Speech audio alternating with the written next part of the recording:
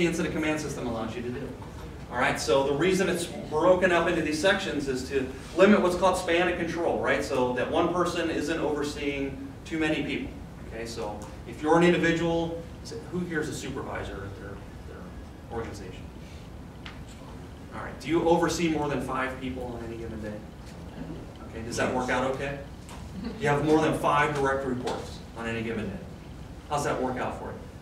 Not so good. That's a sticky question to always ask, yeah. It probably works out okay. I mean, we're not, getting people killed at our institutions every day because of a result of our span of control issues. But during disasters, we have to limit span of control because you're responding in a way that you don't normally do, right? You didn't train your staff. They don't come in every day and have to evacuate the entire facility or try to work in the facility without water. Okay, so we're doing things completely different than how we normally operate.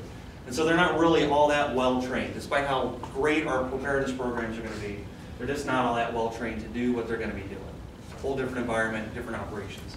And so having a little bit more supervision during that time is really important.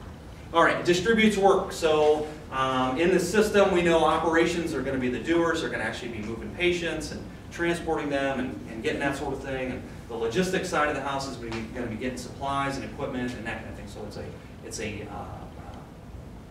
logical distribution of the workload.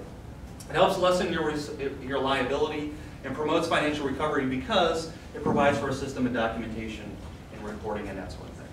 All right, so let's talk about how we build out this incident management team. Okay? All right, every incident requires certain functions to be performed, and depending on what you're responding to, kind of dictates what your system ultimately ends up looking like. Okay? So at the very top of it, you put together an organizational chart for incident command. These are all the positions that you have to account for. Okay, now you can have one person doing more than one role, but you should account for all these positions. And if you do that, then you know you're going to get your stuff covered. Now, when you start getting into the weeds, and if we had an 8-hour presentation that I could go into more depth on below each one of these sections, what they do, and certain positions you could have in your plans and that kind of thing, then you can see really how to break it out for your particular organizations. But that's really kind of up to you guys to figure out below each one of those sections what positions you're going to have. So, all right, those positions right there, these ones right here are the common position titles that every organization that responds to the disaster is going to have. Okay, so the fire department's going to appoint an incident commander, and you should appoint an incident commander. Who's going to be in charge of this operation? Okay, you're going to assign someone as a public information officer that's going to be the one that's going to call all the power of attorneys, okay, or the family members. You're getting that information out to them. Hey, we're evacuating, and this is where they're going, and that sort of thing. You should have somebody as a safety officer that's making sure that everything you do is keeping your staff and clients as safe as possible.